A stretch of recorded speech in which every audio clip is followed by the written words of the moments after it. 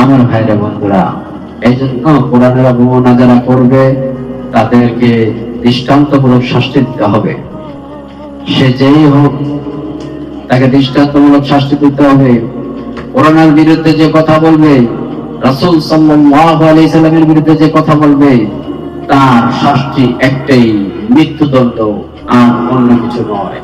যদি বলেন দলিল আবু দাউদ শরীফের 43-61 নম্বর হাদিস। এই হাদিসের মধ্যে উল্লেখ রয়েছে, রাসূল সাল্লাল্লাহু আলাইহি সাল্লামকে যারা কটূক্তি করবে, অপমান করবে, তাদের শাস্তি একটাই, তা হচ্ছে মৃত্যুদণ্ড, অন্য কিছু নয়। এই জন্য কোরআনের বিষয়ে সূরা তাওবা 63 নম্বর আয়াতে বলছেন আল্লাহ যে আমাকে এবং আমার রাসূলকে যারা অবমাননা করবে, আমাকে এবং রাসূলকে যারা মানবে না, তাদের স্থান হবে জাহান্নাম। চিৎকার বলেন নাউযুবিল্লাহ। আমার ভাইরা বন্ধুরা,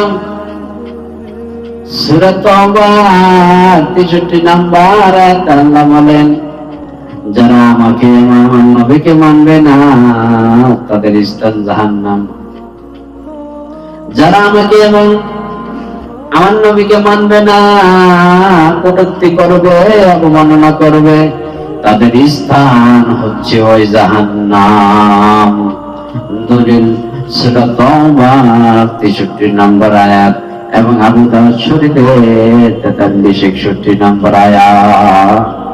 রাসূল সাল্লাল্লাহু আলাইহি সাল্লামকে যে লোক কটূক্তি করবে, অপমাননা করবে, সেই লোকের সর্বোচ্চ শাস্তি হচ্ছে মৃত্যুদণ্ড। আমার ভাইরা বন্ধুরা, সূরা তাওবা 63 নম্বর আয়াতে রব্বুল আলামিন বলেন, যারা আমি এবং আমার নবীকে অবমাননা করবে, তাতে সর্বনির্দিষ্ট শাস্তি হবে তারা জাহান্নামে। সূরা তাওবার 63 নম্বর আয়াত এবং আবু দাউদ শরীফের 43-61 নম্বর আয়াত আল্লাহ বলতেছেন, কি বলতেছে? রব্বুল আলামিন বলেন, আমি আল্লাহ এবং আমার নবীকে যারা অবমাননা তিরস্কার করবে, কটূক্তি করবে, তাদের স্থান জাহান্নাম। আর রাসূল সাল্লাল্লাহু আলাইহি সাল্লাম বলছেন, যে ব্যক্তি আমাকে কটূক্তি করবে, গালি দিবে, তার সর্বোচ্চ শাস্তি হচ্ছে মৃত্যুদণ্ড। তাকে এই মৃত্যুদণ্ড দণ্ডিত করতে হবে। আমার ভাইরা বন্ধুরা, এই জন্য যারা কোরআনকে অবমাননা করে, তাদের শাস্তি মৃত্যুদণ্ড।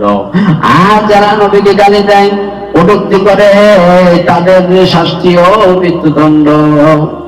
কোরআন এবং হাদিস অনুযায়ী যারা চলবে তারাই জান্নাতি, আর যারা চলবে না, মানবে না, তারা জাহান্নামী। আমার ভাইরা বন্ধুরা, এই জন্য খুব মনোযোগ সহকারে শুনতে হবে। সূরা তাওবা 63 নম্বর আয়াতে আল্লাহ বলেন, আমি এবং আমার নবীকে যারা মানবে না, তাদের স্থান হবে জাহান্নাম, জাহান্নাম, জাহান্নাম। এবং আমার নবীকে যারা